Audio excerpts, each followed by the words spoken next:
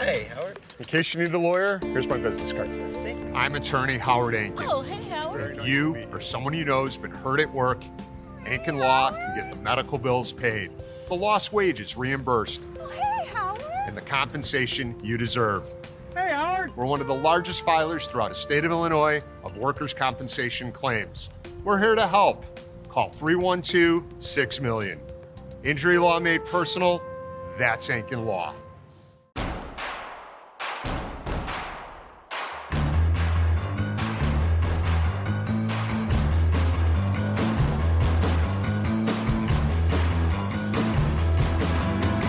From your favorite source for Chicago White Sox talk, delivering news, interviews, analysis, and more. This is the Sox Machine Podcast with your hosts, Jim Margalus, James Fegan, and Josh Nelson. Thanks, Robin. Welcome to a new episode of the Sox Machine Podcast. I'm your host, Josh Nelson, and it's Wednesday night, July 9th, 2025, as we record this new episode. This weekend is the 2005 World Series reunion and the last series prior to the All-Star break. Mark Buehrle will finally get his statue, which will be made public on Friday night. Plenty of 2005 White Sox players will be visiting, including Paul Konerko, AJ Pierzynski, Jose Contreras, Freddie Garcia, John Garland, and plenty others. It's going to be a very festive weekend as the Cleveland Guardians visit. We'll preview that weekend series, and on Sunday, it's a very important day for the Chicago White Sox as it's the 2025 Major League Baseball Draft. I'll be hosting a draft watch party for the first round on the Sox Machine Playback channel at playback.tv/Sox Machine starting at 5 p.m. Central Time. If you want more draft chatter, listen to our previous episode where I sat down with MLB.com's Jim Margalus to go over options for the White Sox at pick number 10. With it being such a busy weekend, Chicago White Sox general manager Chris Getz sat down with the media earlier this week. He first started with the passing of Bobby Jenks, who was an ex-teammate of Getz's. Personally, I was lucky to play with him in 2008 and 2009, I think you can pick up the theme when everyone talks about Bobby and what a great teammate he was. Just a big heart. He was just this, almost fun-loving kid, and obviously a tremendous competitor, on the mound. He didn't have an easy life. He didn't, and I know that his family's got to be really going through it right now. It's obviously really sad, and we've got the reunion coming up here shortly, and it'll be nice to have a lot of those guys around and tell stories about Bobby Jenks and the impact that he made on this organization, but more importantly on them. So he'll be dearly missed. I'm just happy that I was able to play with him because he really was a special person. The recent big transaction for Getz was calling up Colson Montgomery, who followed up his impressive debut against the Colorado Rockies going 5 for 10 last weekend to batting 1 for 8 against the Toronto Blue Jays over 3 games. Getz explained the thought process of calling up Montgomery now. He had an incredible week, with just the amount of hits, the power. I know he was playing really sound defense, and you're never certain on what the ideal time is. Kind of had that circled on the calendar that maybe this could make sense, and talked to Will and the staff and decided to pull the trigger after talking to the PD group. Paul Janisch was very supportive of it, and it looked like the right decision. So far, Getz is really happy with what he's seen from Montgomery in his first 6 games. I'm really proud of him. We talked, now it was months ago. I gave him a call and just to kind of do a little check-in, and he's going through it. He was really struggling, and I said, hey, we're going to figure this out. You're going to figure this out. You just can't quit. Because I'm not going to quit. And he didn't. Obviously, it's well documented that he went to Arizona, put the work in, came back, and got it back together, and He was swinging really well, and then now to have him back with the big league or up with the big league club and starting in Colorado, he looked very comfortable on both sides of the ball, and hopefully he continues. But we believe in the player, we believe in the person, and most importantly, he deserves the credit, but it's a big deal for this organization. There are two big items for all general managers in July: the MLB Draft and the trade deadline, which will be on July 31st at 5 p.m. Central Time. Getz shared what the trade market currently looks like. Every organization is in meetings and really focused on preparing for the draft and then executing the draft. Conversations still happen, maybe not at the pace that they do post-draft or maybe even prior to the draft. But the conversations will continue, but they do quiet down for this week and into the draft. But then, you don't have a whole lot of time before you need to really focus on essentially the trade season, which is always very active. We'll have conversations, and if we feel like we can better our organization for the long term, we'll certainly consider it. Speaking of the draft, I'll have a new mock draft this weekend and also a draft report with more details on prospects that could be available to the White Sox at pick 10 and at pick 44. Without giving out his hand, Getz is making it clear that this year's draft strategy will be focused on adding more position players. Knowing where we are as an organization and the difficulty of acquiring really quality everyday position players at the deadline, and some of that is just the pool of talent that's out there. When you find a guy that you can feel like can be an everyday player at the major league level, teams really value that, and it can be difficult to pry. But then you'll find some organizations that are highly motivated to go for it and try to win a World Series, and you might be able to net something. So, primarily we're focused on bats in the draft. When it comes to trades, we'll try to pry the best talent that we have. And it could be pitching, could be position players, but going into it, we're looking to improve our offense long term. What kind of position player gets his eye in at pick number 10? Think up the middle. We're targeting premium position and not only shortstop but center field, knowing that the shortstop likely can play second or third, or perhaps are athletic enough to go to the outfield, and the center fielders can go to the wings. That is, I would say, fundamentally the approach of most clubs, but we're certainly prioritizing that. Shortstops are very difficult to find.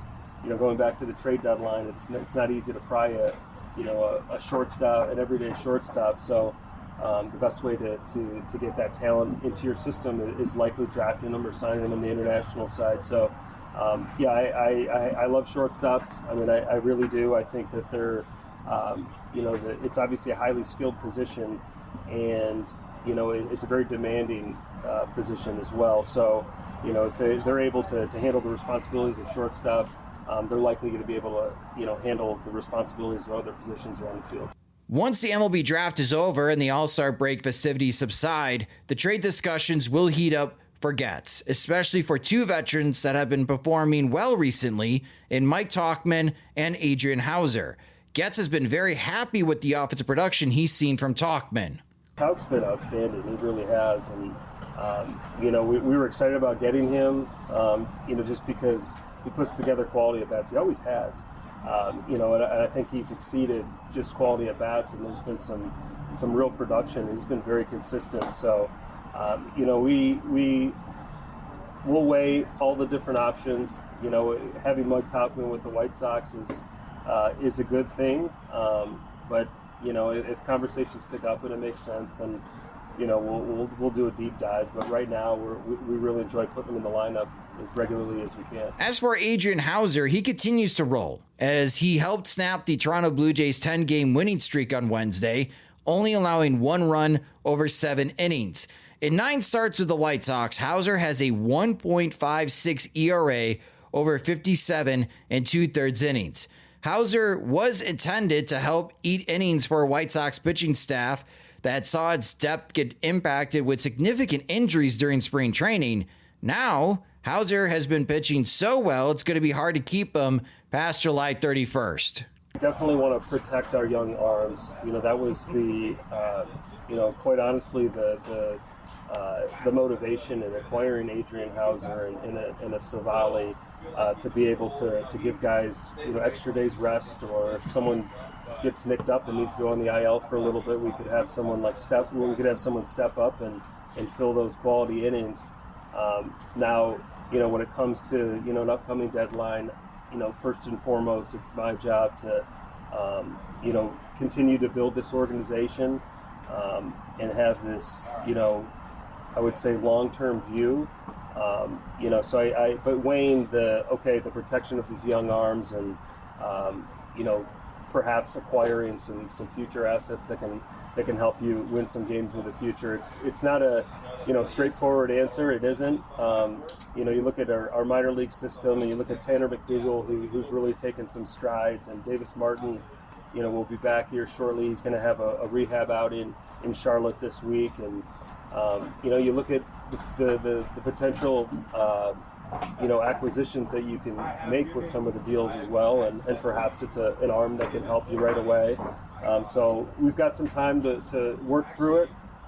First and foremost, we're really focused on the draft right now, and then we'll turn the page and get ready for the deadline. A Sox Machine public service announcement. We have brand new items in the Sox Machine store. With the weather heating up, we've got new Adidas Sox Machine polos, perfect for your company outings, casual Fridays, and of course the golf course. It's part of our media attire as well when covering events. You can grab any of these 3 styles that we now have in the store. We've got new Sox Machine coffee mugs to sip from while you read Jim and James in the morning, new stainless steel water bottles with the Sox Machine logo, and fanny packs, which fanny packs have been very helpful entering Major League Baseball stadiums with all the bag restrictions. Visit shop.soxmachine.com to check out the new gear. And for Sox Machine subscribers, remember your discount code to get an additional discount when checking out. Again, the URL is shop.soxmachine.com. You just realized that you needed to hire someone yesterday. How can you find amazing candidates fast? Easy. Just use Indeed. When it comes to hiring, Indeed is all you need. Stop struggling to get your job posts seen on other job sites. Indeed sponsored jobs help you stand out and hire fast. With sponsored jobs, your post jumps to the top of the page for your relevant candidates so you can reach the people that you want faster. And it makes a huge difference. According to Indeed data, sponsored jobs posted directly on Indeed have 45% more applications than non-sponsored jobs. Plus, with Indeed sponsored jobs, there's no monthly subscriptions, no long-term contracts, and you only pay for results. How fast is Indeed? Well, in the minute I've been talking to you, 23 hires were made on Indeed, according to Indeed data worldwide. There's no need to wait any longer. Speed up your hiring right now with Indeed. And listeners of this show will get a $75 sponsored job credit to get your jobs more visibility at Indeed.com/BWN. Just go to Indeed.com/BWN right now and support our show by saying that you heard about Indeed on this podcast. Indeed.com/BWN. Terms and conditions apply. Hiring? Indeed is all you need. Learning a new language opens the door to new friends, new cultures, and maybe even a whole new life. So why not start the journey today? There's over a dozen languages available to learn at your own pace so you can achieve your goals with material tailored to your individual proficiency level, interests, and time availability. I'm finally learning French after taking classes in high school and thrilled to finish what I'd started years ago. And my favorite part about Babbel is that it's dialogue-based. It helps me to actually practice conversations, and the speech recognition ensures I'm saying words, correct them all. So get talking with Babbel. I want you to learn another language, so I'm teaming up with Babbel to gift you 55% off subscriptions, but only for our listeners at babbel.com/BlueWire. Get up to 55% off at babbel.com/BlueWire. Spelled BABBEL.com/BlueWire. Babbel.com/BlueWire. Rules and restrictions may apply. Let's pick up the conversation regarding the White Sox top trade assets in Adrian Houser and Mike Tauchman. Joining me is the managing editor of SoxMachine.com. It's Jim Margalus, and hello, Jim. Adrian Houser does it again. So the Blue Jays had a 10-game winning streak. They were looking to sweep the White Sox. And as I just mentioned in the intro, while getting and sending out Chris Getz's comments, especially Getz's original plans with Adrian Houser was please help out with the starting rotation depth to, well, he's pitching so well, I can't keep him past July 31st now. Houser just keeps doing it. 7 innings, only 1 run allowed. Did Wednesday start against the Blue Jays increase Houser's trade value? It didn't hurt, I think is the safe way to put it. It's funny, Adrian Houser is basically what the White Sox thought Aaron Civale was going to be, and Aaron Civale is what Adrian Houser was supposed to be in terms of like, help us get the season over. And Civale, was we can trade him for something because he was worth somebody last year. And now it looks like Civale, the way he's throwing, is going to be hard to move or uninspiring to move, maybe better to keep just to fill out the rotation. Versus like the player to be named later they could get for him, and Houser might actually be worth some. That old car might be worth money. It's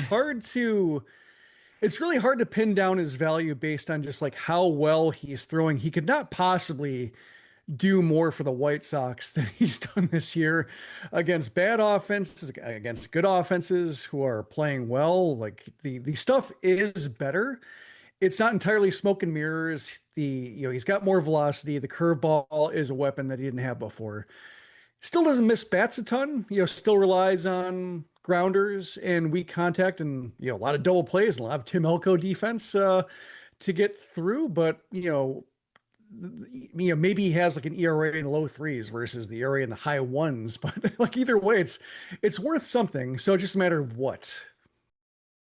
Yeah, I don't know if a contending team looking to acquire Adrian Houser, Jim, is thinking that guy starting game 3 for us, right? Yeah. I still think that teams are going to be looking to help us out, through the rest of the season, be our number 4, be our number 5, better options than what we currently have internally, as far as looking at the young pitching depth that every team has. That's my assumption, but I think you are going to offer a counter that, well, maybe he's pitching so well despite all the contact that he allows and not the high strikeout numbers. Maybe you can count on him in the postseason. I don't think you can count on him right now, but the trade deadline leaves 2 months, entire months of August and September. Things can happen. So, when it comes to somebody like Houser's pitching as well as he has been, maybe you think of him as a game 4 starter or somebody who goes one time through and then you start bringing the bullpen after that, the way managers manage postseason games. But if a starter gets injured and Houser's still there and throwing well, then, he might have to be your game 3 starter. And based on the way he's throwing, like, may as well give him the ball. So he's somebody you stockpile just to have around, I think is the idea. The way he's throwing right now, it's more than we just need to make sure we have 6 starters at all times, which is like, I would say a similar trade the White Sox pulled off was trading Miguel Gonzalez for Taekwon Forbes. Like that was a case of somebody can throw 160, 170 innings a year. You don't mind having him out there, but when September rolls around, if you need every single win, pennant race, he's not going to be somebody starting on short rest or anything like that. He just helps to fill out a rotation. The way Houser's throwing now, I think it's more than that, but it's also a case of, well, he's not a huge arm. There's not a whole lot of projectability from here to where, like, if regression kicks him in the teeth, like, yeah, he's not missing bats. Of course he's going to regress, but at the same time, the ERA is outstanding and the consistency has been outstanding. It's quality start every time, except for one when he was sick. And even then, like, he threw up early on against the Blue Jays and what do you say, puke and rally? So, like, even then he seems to be learning, like, if I'm not feeling well, just get out of my system and get back out there. So even then he's adjusted, like he's made the adjustments to the adjustments. And so it's really fascinating and a really pleasant surprise to just see how this unfurls, because, there were a lot of rental starters traded last year and the price tags it was a pretty wide range of price tags. If you want to hear Adrian Houser speak about the vomiting, he sat down with one of our friends, Courtney Finicum from the Baseball Isn't Boring podcast, And Courtney asked Adrian about that a few weeks ago. It's a great interview, and Adrian does a great job of explaining how nervous he gets before each outing, that his body just can't handle the pregame stress and something has got to go, and that's what ends up going. Yeah, it's amazing. I mean, like, as somebody who hasn't, I'm trying to think, the last time, like 20 something years is the last time I barfed. Like, I can't, and I can't, and somebody who's like a top, what percentile is he in for baseball players? Like top point something percent of baseball players. The fact that he gets so wound up that, he has to purge, like it's kind of a foreign concept to me. So it's hard to really pinpoint, at least for me, like what the White Sox could possibly get in return for Adrian Houser. But we just heard from Chris Getz the difficulty that he's going to have in this upcoming trade deadline, Jim, acquiring position players. That's why there's so much of a focus, especially early in the MLB draft on Sunday from the White Sox, of drafting position players, because that is a need for the organization. If a team offers, I don't know, a shortstop or an outfielder that's maybe their 10th best prospect in their system, and understanding that not all prospect systems are equally ranked. So 10th in the Boston Red Sox system could be a lot better than 10th with the Angels system. But if teams are willing to give up position players for Adrian Houser, is that the direction that Getz should be looking at? Probably in an ideal scenario, but once they trade Houser, they're going to need starters as well. Like, so I don't think you get greedy with him, and whatever the best return is, you go for it. Versus like with Garrett Crochet, he is really, after the way the Dylan Cease trade kind of unfolded in an anticlimactic fashion, and he couldn't get the bats he wanted, so he went for pitchers, and right now that trade return isn't looking great.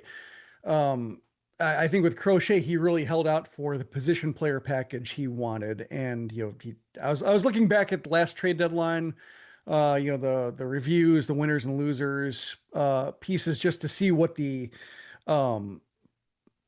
trade values were last year for rental starters. And, you saw a lot of people putting Getz in the loser column for not trading Crochet or Luis Robert. Now, with Luis Robert, obviously, like, the price tag has gone down. So yeah, that's a case where should have dealt him for whatever he could have gotten for him in hindsight. But with what he got for Crochet, it made sense for the way, just he held out for that position player package and got what looks like a pretty good one.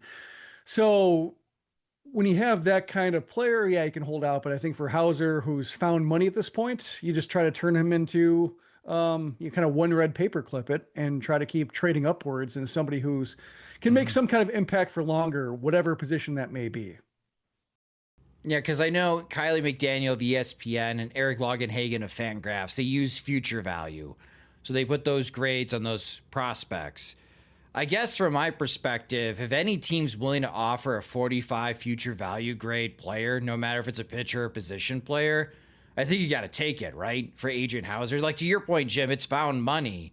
A 45 grade future value prospect could be competing to be in the White Sox top 10 prospect rankings. Yeah, the one trade that came to mind in terms of a highly regarded prospect, but also one that's far away, one that's buried in the system or kind of redundant in the system was, I was looking at rental starters. Yusei Kikuchi. Fernando Tatis Jr. is this where we're going? We're going back to the James Shields trade. No, I was looking at last year's market. So yeah, Yusei Kikuchi going for like Joey Loperfido we just saw. Was it three good prospects? That's a case of like, if you could pull like a Loperfido one-on-one, that'd be outstanding. Another one was Jack Flaherty, who got Tyrone Lorenzo and Trey Sweeney. Lorenzo is the guy I was thinking about in terms of like, could you get one instead of two players? Could you get one? A ball catcher who's really a catcher and might have to be a DH. But I'm looking at Fangraphs ranking right now, gives him a 50. But a lot of things have to go right to capitalize on that 50. The Dodgers have catchers, so they're set for catchers. They didn't need him. And also he was like an A-ball at the time. So they felt okay parting with him. And, Flaherty was good for the Dodgers. So it all worked out. I think both sides have to be happy. But that's a case where I think that would be like a no-brainer for that kind of deal. And then on the other end, in terms of like where Houser is in terms of probably reputation or name brand quality, pitch quality, bat missing is Michael Lorenzen. The Rangers traded him to the Royals for Walter Pennington, who was like a 26-year-old lefty, fringe starter, and then didn't even, he went through the rest of the season with the Rangers, did not do well with an audition, and then try to get through waivers. Then the Orioles claimed him on waivers. And so he's on the Orioles 40-man roster. So I think that's the range of outcomes where, maybe you can get like a 45 future value prospect from him. It'd be probably somebody who's distant from the majors, or, you get to that fringe starter, fringe player. Like we just saw that with the Matt Thaiss trade with Drew Baker, another kind of fringe roster member who, Thaiss was kind of found money. So they turned him into somebody, but it's not, you're not counting on Drew Baker being a fixture on a good team. So it was more like, we got to trade this guy who's somebody who can extend the timeline a little bit to see if we can turn him into somebody. I would hope that the White Sox could get more from Houser than they could from Thaiss. So I guess those are the parameters I'm kind of setting for a non-inspiring trade, which is the Lorenzen one. And then like the hell of a steal, Chris Getz, that they could pull one of those like 45, 50 future value prospects for Houser. Yeah, Houser can put up his feet and relax. That was his last start prior to the All-Star break. So he's done. Really, he's on track to pitch the first game in Pittsburgh for the White Sox, which, a reminder, we cannot wait to see everyone in Pittsburgh. That's our annual road trip. Really looking forward to that. Not this weekend, but the following weekend, the first series after the All-Star break. We'll see if Adrian Houser's with the White Sox. Maybe this was his last start. We'll see if Chris Getz, how quickly GMs pivot from the MLB Draft, which is only taking place over 2 days, Sunday and Monday, if suddenly during the All-Star game, text messages and phone calls are being made to see if any of the teams could use Adrian Houser. So I listed 4 teams that I think, if I was looking from their point of view, Jim, I'd be texting Chris Getz, how do I get this done after the All-Star break? The first team is the team that's seen Houser twice, and that's the Toronto Blue Jays. And Houser's pitched really well against the Blue Jays. The Blue Jays really need some starting pitching depth. They're in first place right now in the American League East, but they're doing this on like charitably a 4-man rotation, but really it's like 3 starters and pray for the other 2 days. They really could use some starting pitching depth. So I got Blue Jays number 1 on my list. The number 2 list, pretty much for every single starting pitcher, just because of habit, the Los Angeles Dodgers. They are getting Tyler Glasnow to return, which is a bit of a surprise. And Shohei Ohtani is opening, but the Dodgers could use some more starting pitching depth. And it seems like Houser would be a good fit with the Dodgers, especially how they are defensively, because it would make for great sports radio fodder.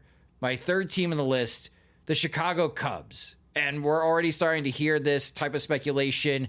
Matt Spiegel and Lawrence Holmes, friends of the podcast, they've talked about it recently on 670 The Score. I think the Cubs could be a good target as far as that inner city type of trade between the White Sox and the Cubs. And my fourth team is the New York Mets, which the Mets, they could use a top of the line starter, but they could also use some depth in the back in the rotation. And they do know Adrian Houser quite well. So those are the 4 teams that I have. Are there any teams that you could think of off the top of your head, Jim, that could maybe be someone that's aggressive in trying to acquire Adrian Houser? Yeah, aggressive. I could see, like, I would say any team with a deep farm system that has like Rule 5 issues coming up. Okay. That's, to me, maybe he fits.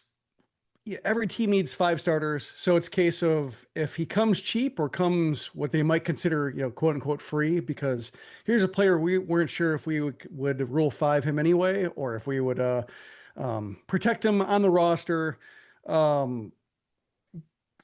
Quality prospect, but we have 4 of these guys are already on our team. Like that's the kind of player I could see Houser getting. I think that's why like Loperfido became available because they had, DH, pretty much sets, and, first base didn't quite work there.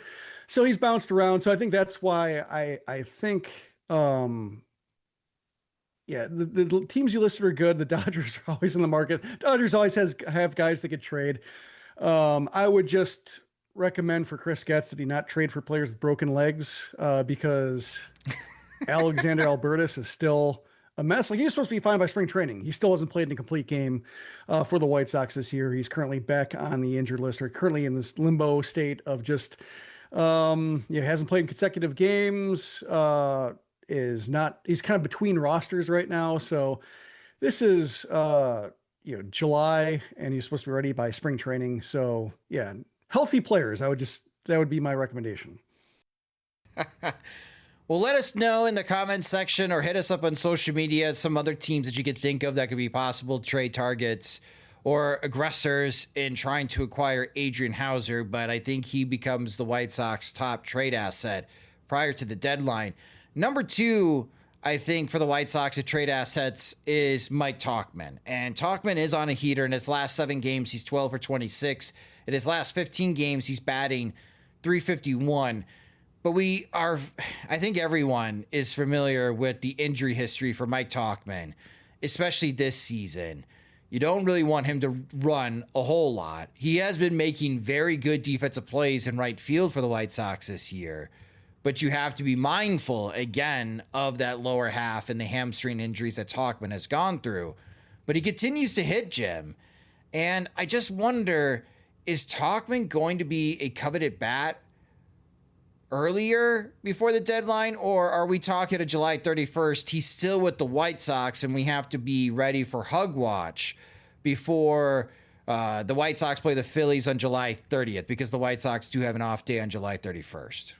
I think he's probably going to be closer to hug watch. I think he's somebody teams don't settle for necessarily, but maybe have as a backup plan to grander ambitions. I don't know if any team's killing to get Mike Tauchman just because of the health issue. Like, I think if they made him their plan A for we're going to upgrade our outfield, we're going to upgrade our DH with Mike Tauchman, and then like he has a third hamstring issue on August 3rd and knocks him out for 3 weeks, and teams like, what do we do that for? So I think teams would want to make sure that he's running, he's full capacity, he's playing the outfield. The White Sox are putting forth the use case that they would have for him. And then I think it's a matter of like, he's not the most exciting player. He's playing really well now.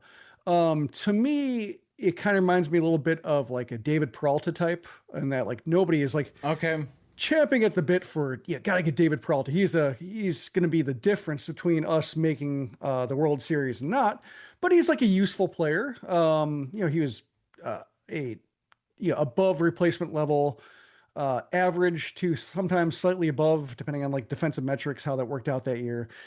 And, a lefty bat, so that always helps. Hit enough home run. Yeah, like I was looking at his history, of course, like he had a 2018, 2019 weirdness where everybody's hitting homers. Like he hit homers then, but otherwise he's like a 15 home run guy, decent average, decent OBP, decent defense. And like, I'm looking at the deal. Yeah, he's July 30th. So he was at the end of deadline. Got to get somebody. The Rays ended up getting him. The guy that traded for him still hasn't made the majors, but it was a case of that's kind of what he reminds me of. Somebody who can be moved, somebody teams look at and say, well, Dave Brawl could work for us. But just given the age, given the injury history so far this year, it probably strikes me as a wait till the last minutes, give the White Sox every chance to break him. And if they don't, then all right, then I guess he's good.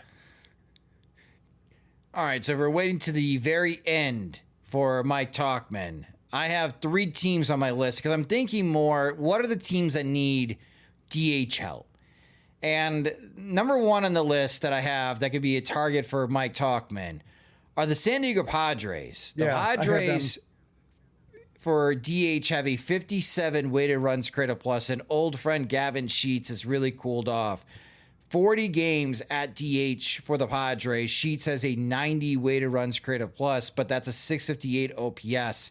That's not good enough at your DH, and Luis Arraez has only played 15 games this year at DH. Everyone else, though, for the Padres has just really nosedived. Again, Sheets at 90 WRC plus. The Padres as a team are at 57, so there's a lot more Padres hitters that are really struggling in those DH opportunities. Second is the Houston Astros, because it's unclear what's going on with Yordan Alvarez and how effective and how available he's going to be. The Astros are playing great baseball as of late. I know they're having a tough time against the Cleveland Guardians as we're currently recording this episode, but they just went to Los Angeles and easily swept the Los Angeles Dodgers.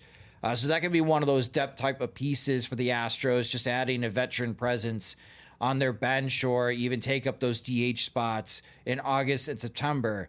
And the other team that I had was the San Francisco Giants. Wilmer Flores has been their DH for 63 games this year. He's got a 94 weighted runs created plus, according to Fangraphs. Maybe Tauchman can either platoon with Flores at that spot at DH or take up most of those at bats. San Diego is easily the number one target for someone like Mike Tauchman. Is there anyone else on your list that you could think of, Jim, that could be a good fit for Mike Tauchman? One was the Texas Rangers. They're another team. Are they going to be buyers, though? They're close enough to where, looking at this. So they're three. Are they close enough to that they're not going to get three games out?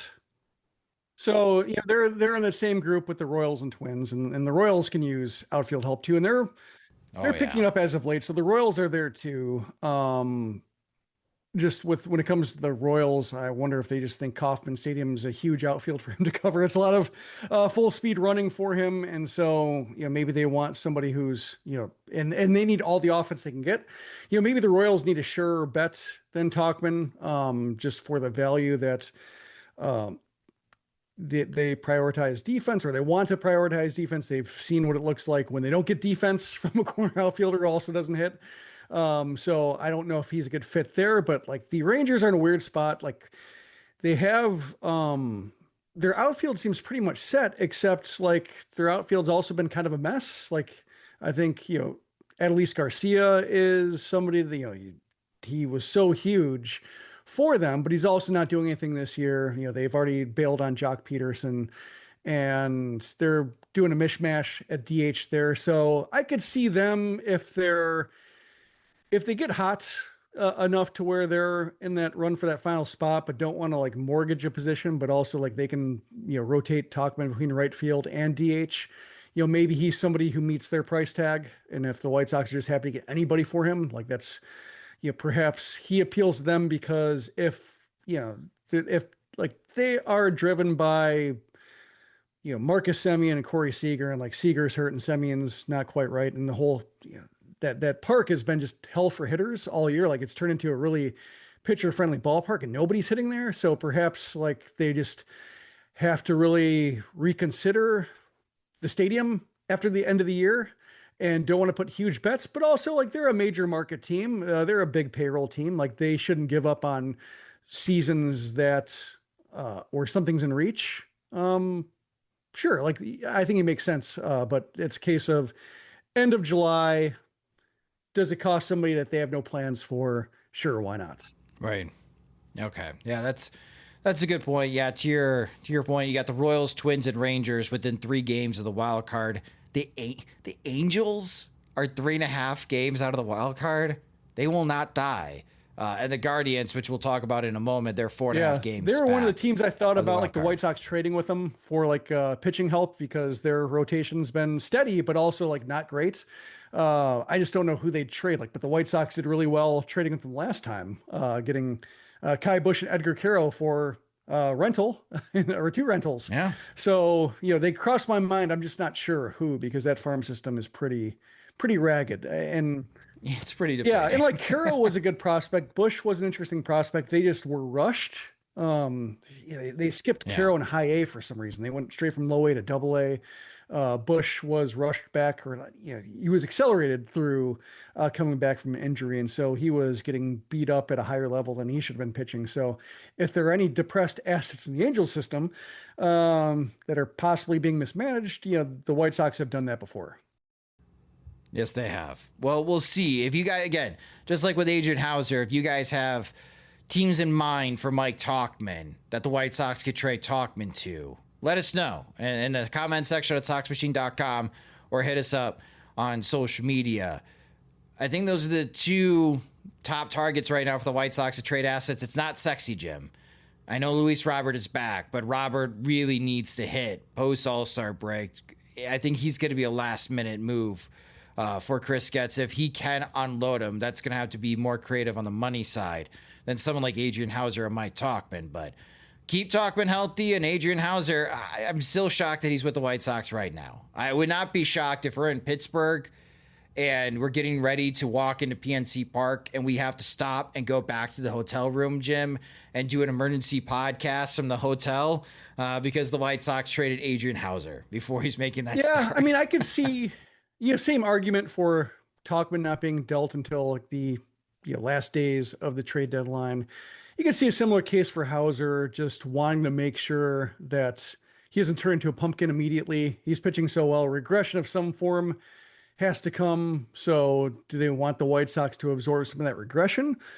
But on the other hand, like when it comes to starting pitching and the wide variety of quality or reputation, like the guys I mentioned, like Kikuchi and Flaherty to Lorenzen, like there's a wide range of guys who fit a bill of hoping to cross the day off a calendar or potential postseason starter.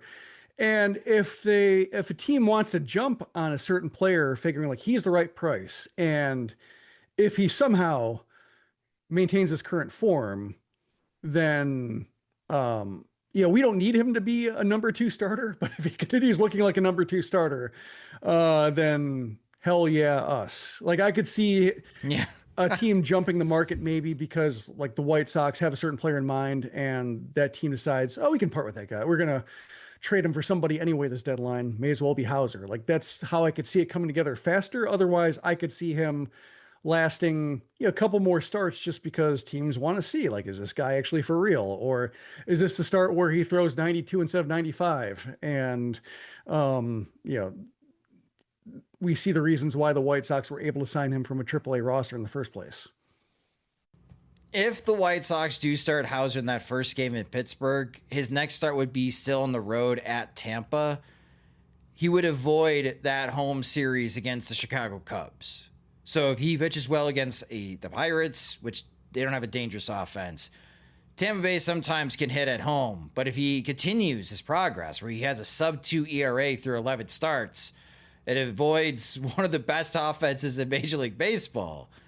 Well, then maybe, just maybe, you have increased a little bit in the quality in Adrian Houser. Or maybe you do want him to face the Cubs, and if he shuts down the Chicago Cubs, that will even increase his trade value more. I have to think about that. But yeah, we'll see in how the White Sox manipulate their pitching staff post All-Star break. But I'm assuming it'll be Adrian Houser to be the first pitcher post All-Star break, that Friday game against the Pittsburgh Pirates. You just realized that you needed to hire someone yesterday. How can you find amazing candidates fast? Easy. Just use Indeed. When it comes to hiring, Indeed is all you need. Stop struggling to get your job posts seen on other job sites. Indeed sponsored jobs help you stand out and hire fast. With sponsored jobs, your post jumps to the top of the page for your relevant candidates so you can reach the people that you want faster.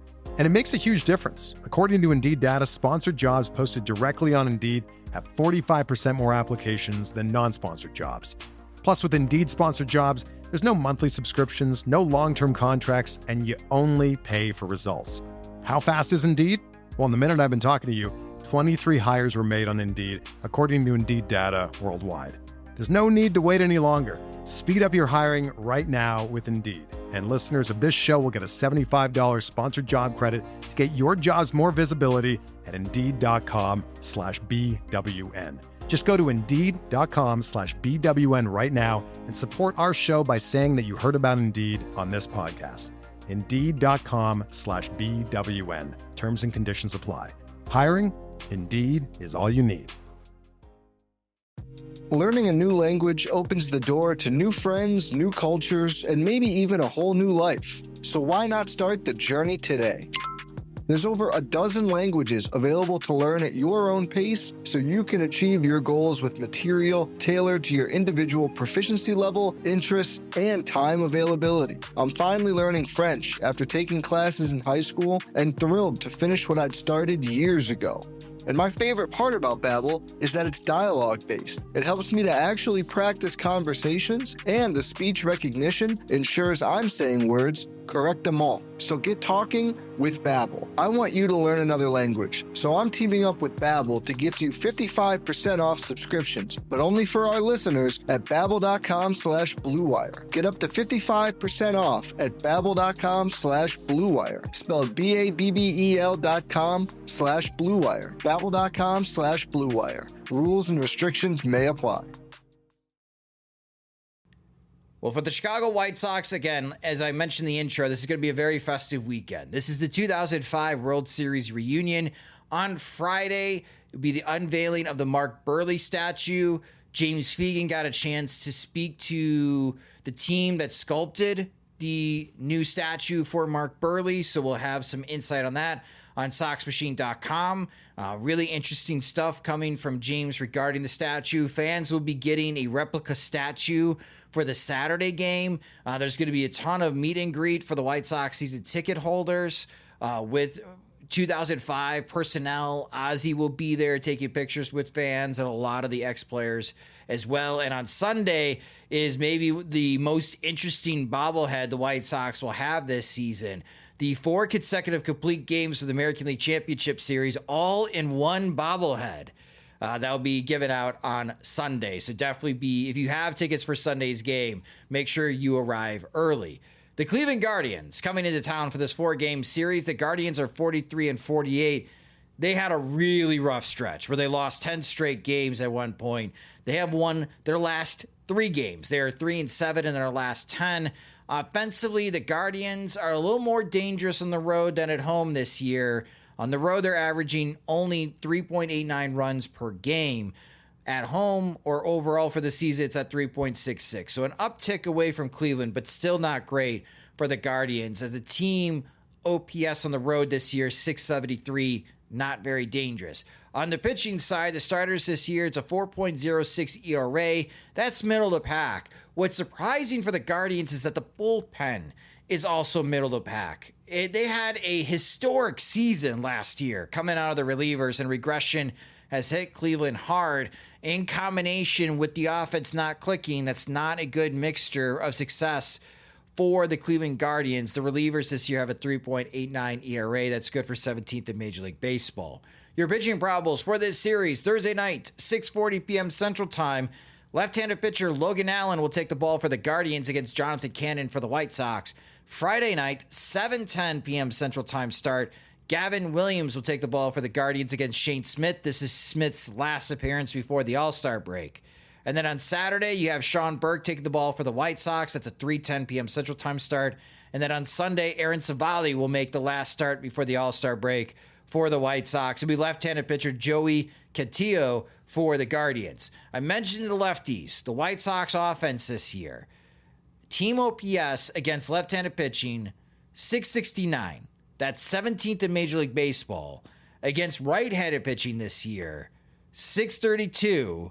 That's the worst in Major League Baseball. So here we go again. The White Sox struggling to hit right-handed pitching, something I'm going to be paying attention to in this series, especially in late game situations. And the fact that the White Sox have players like Edgar Caro and Colson Montgomery and Mike Tauchman. They have more left-handed bats in this lineup, but they're still struggling against right-handed pitching.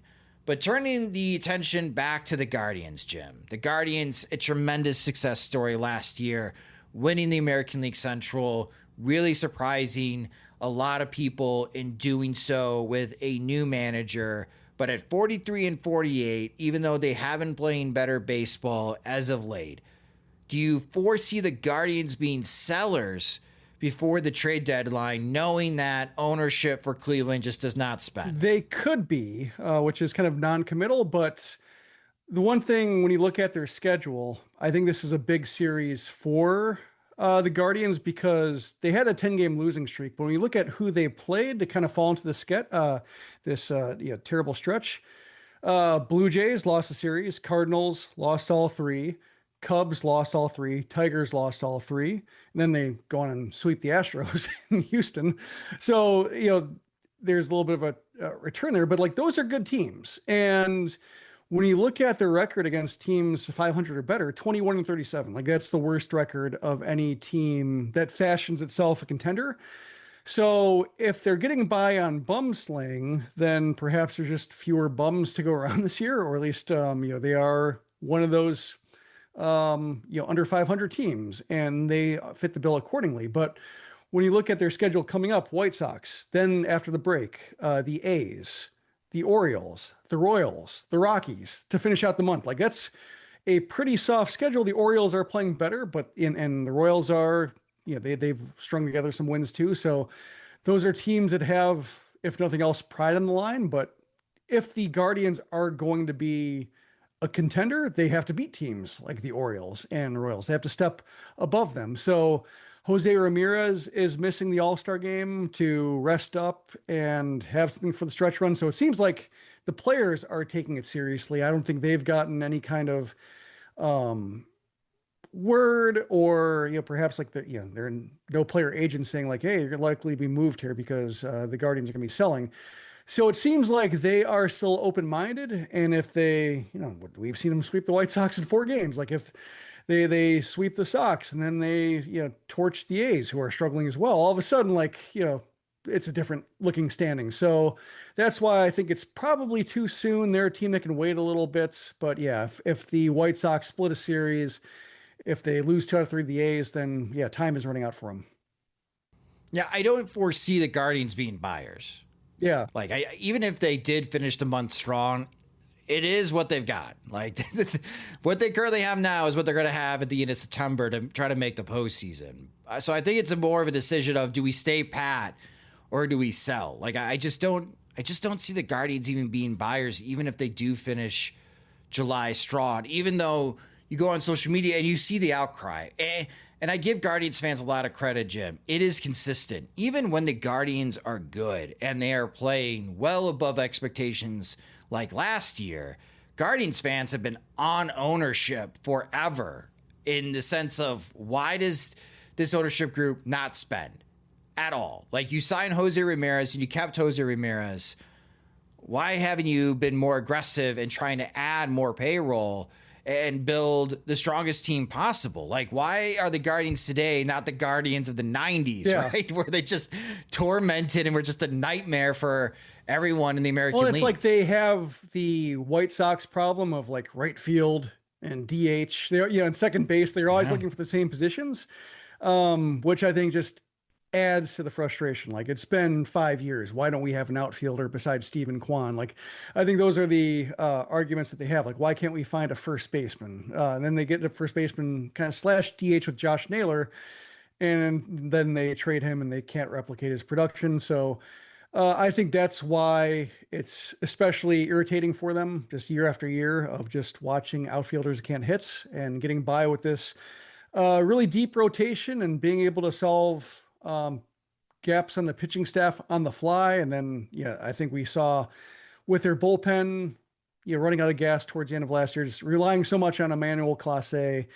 And then, we've seen that before, like the Royals, they had that bullpen centric run, worked for a couple of years, but then eventually you can't do that. The Orioles, same thing. They had some elite bullpens. And then once the bullpen starts to go, then you realize, the offense needs to win some games and it can't. I mean, that's the whole reason why, we bitched for years about the White Sox, just investing in relievers and not actually building up the offense to give them leads. So it is, I can understand why they just see the same mistakes being made every year and just seeing like a front office or an ownership that's too content to win a division because, right now they're not going to win the division. They're not going to come close to winning the division. Tigers are going to run away with it. And then like, you're just hoping for the third wild card spot at that point with an offense that just can't compete. And it's the tough thing is, for them. And I think, why it feels precarious maybe. And I always go back to this when people fearmonger about the White Sox leaving Chicago. Is the example I give is if you put the Guardians track record in Chicago, they draw what, 2.5 million fans easy a year.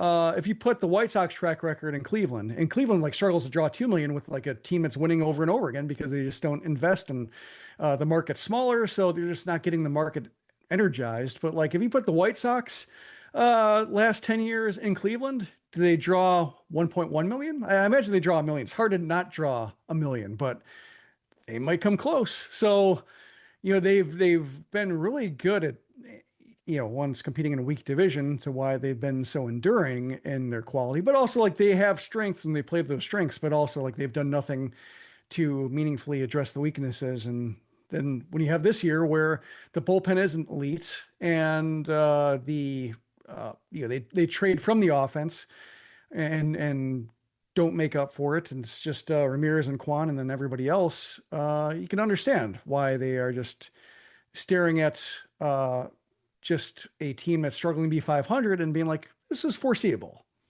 And then swinging back to the White Sox, a lot of old friends coming back to Chicago. Jim, out of everyone that's returning for the 2005 reunion, who are you most looking forward to seeing on TV? Looking at the roster of players coming back, like it's amazing. Like the turnout is incredible. And like, the only, I'm looking at the list, like the only sole contributors out there is Bobby Jenks, rest in peace. Like, but everybody else seems like, they've gotten the whole staff. They've gotten the, Aaron Rowan is not going to be there. I was looking, their outfielder short because Brian Anderson's on there. So it's like, so I was trying to place him. But yeah, so Aaron Rowan isn't there, but like they got the pitching staff there.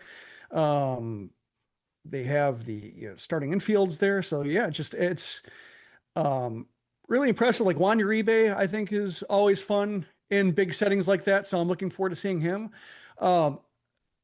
For the Society for American Baseball Research, I helped contribute to their 2005 book, just the 20 years since.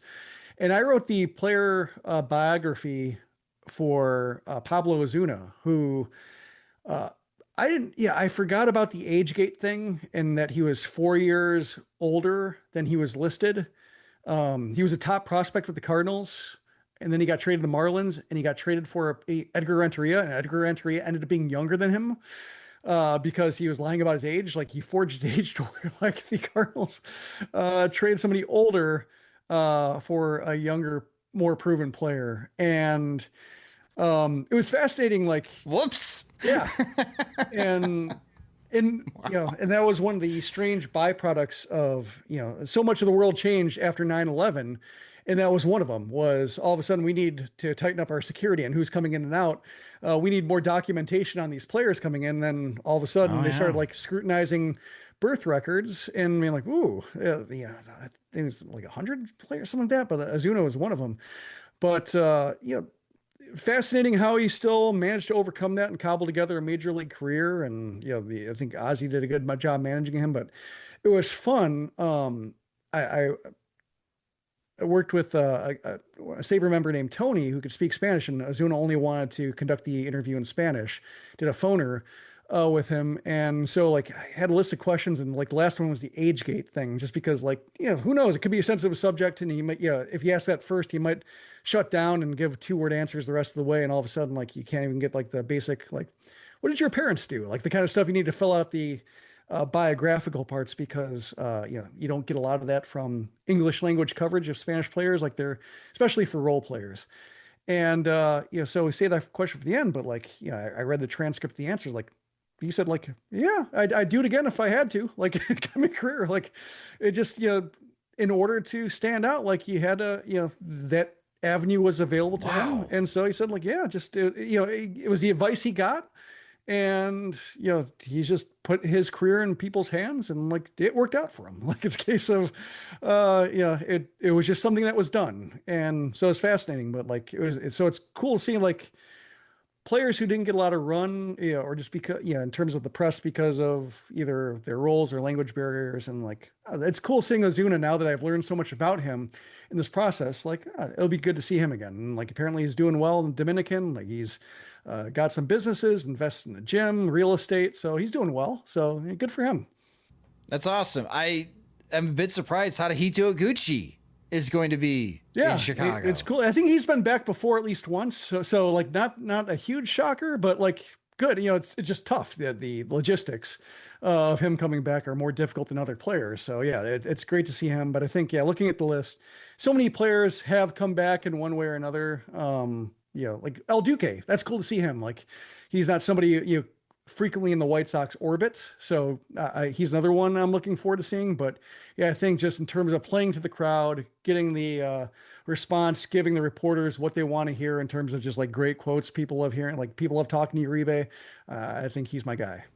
Yeah, Uribe is a great pick. But yeah, Tadahito Oguchi's mine. And again, the bobblehead is awesome. It's Burley, Contreras, Garland, and Garcia, and all four of them are going to be there as well this weekend. Also, John Rooney, he's back.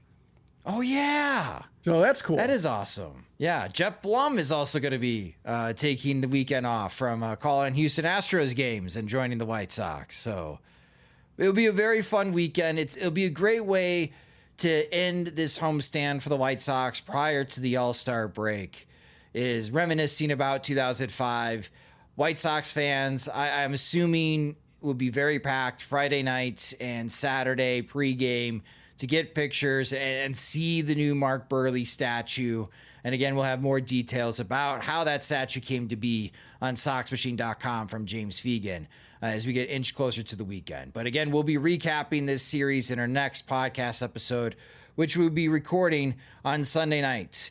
And to conclude this episode of the Sox Machine podcast, this is the last time that Jim and I will get a chance to speak or at least do a show before the MLB Draft. I spent a lot of time talking to Jim Callis about the MLB Draft. I got a couple more, at least two more articles coming your guys' way at SoxMachine.com. My mock draft. I'd also give you guys an opportunity to fill out a mock draft yourself as far as your final guesses before the draft, and some additional player profiles just to cover all bases, to use a baseball pun and analogy, making sure that we have all the players that can be possibly in the scope of the White Sox to either pick 10 or pick 44. After pick 44, it's a crapshoot on who is available, what the strategy is for the White Sox. But Jim Margalus, after all this time covering the MLB Draft and the college scene since Valentine's Day, on Sunday at pick number 10, who do you want the White Sox to take? Well, as we know, I put a lot of trust in your coverage because you look at this a lot closer than I do. Like I'm very much a dilettante when it comes to amateur baseball. And I'm good with the shortstop. Like I think, pick 10, hard to know who's going to be available. Like you and Jim Callis sold me on JoJo Parker being like a great pick. Like I think I like him more than Billy Carlson. Yeah, I like Billy Carlson's defense. The talk about fixing a swing, even though they say it's easy. Like, can the White Sox do that? They have Ryan Fuller. I would give them, if not the benefit of the doubt, at least an open mind for doing so. But still, that kind of makes me a little bit nervous. But, you made this point, back with the CJ Abrams days versus Andrew Vaughn, of just the track record of shortstops contributing in some way or form, whether it's, just being an okay player or being like a, Francisco Lindor type, is very good no matter where they're picked in the first round within reason. But it's a case of, sometimes a guy picked 16th might turn out better than the guy picked third, just on the way these guys develop. So I like the idea of a shortstop. Like I saw Baseball America's had Jamie Arnold, Florida State lefty, breaking ball, low slot lefty, but they just wanted the low slot lefty last year. And Hagen Smith's struggling. Noah Schultz is, he's ahead of schedule. Like Schultz is ahead of schedule, but also like he's struggling against AAA hitters against righties this year. So I know the White Sox like low slot lefties. I'm not convinced that they can turn anyone into gold right away. So I don't see necessarily the benefit of, I can see the idea of like Jamie Arnold if all the, the shortstops they like are taken, we may as well go to this draft's other strength of good college arms, because the good shortstops, the other strength is taken. But hopefully there will be one of the shortstops available in order to feel good about. So that's kind of where I'm thinking. Okay. So Jim wants a position player. I mean, I don't think Chris Getz has been that deceptive when he speaks to the media and speaks publicly. And the fact that he has mentioned multiple times, we need more position players in this system. There's no better way of doing so than in the draft. And even if JoJo Parker and Billy Carlson are off the board, you still have a few other prep shortstops that you could take 10th overall. And then you can play the bonus game at pick 44, another opportunity to take another prep position player to start the second round. I am not buying the Cruz Schoolcraft rumors at all. I'll write more about why in my mock draft. I'll make the case why they could, and the case why doesn't logistically make any sense, especially what's being spoken about within college baseball circles and the type of NIL money that Schoolcraft could be getting from Tennessee, and who his agent now is, Scott Boras. Mm-hmm.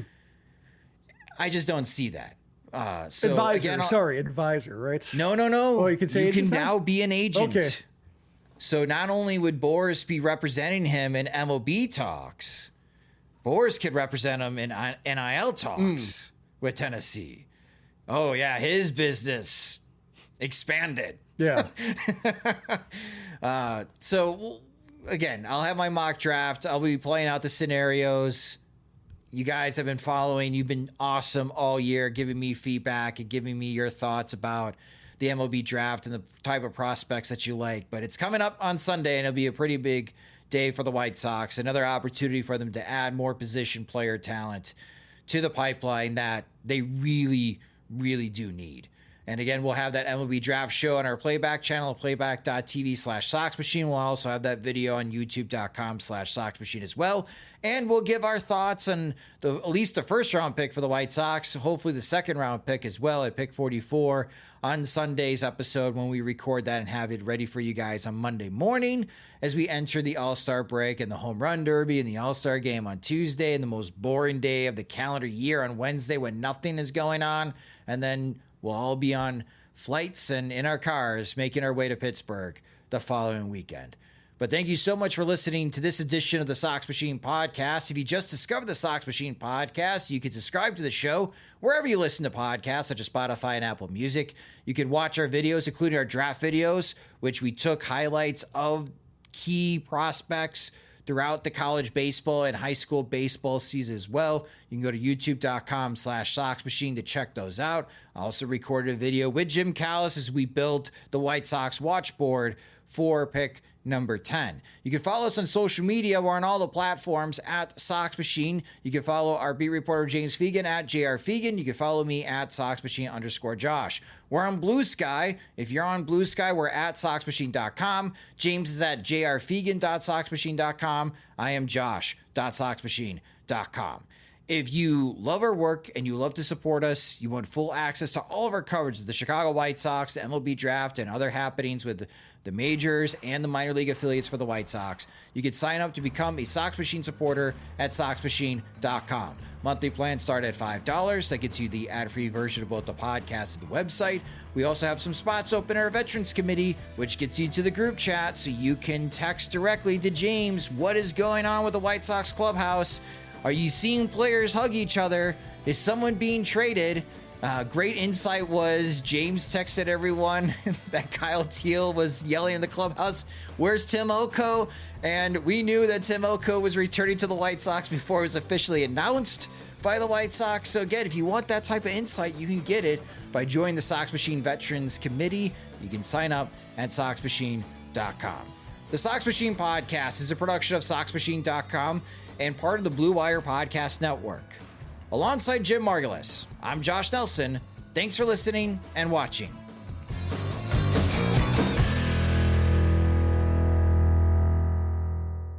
If you work as a manufacturing facilities engineer, installing a new piece of equipment can be as complex as the machinery itself.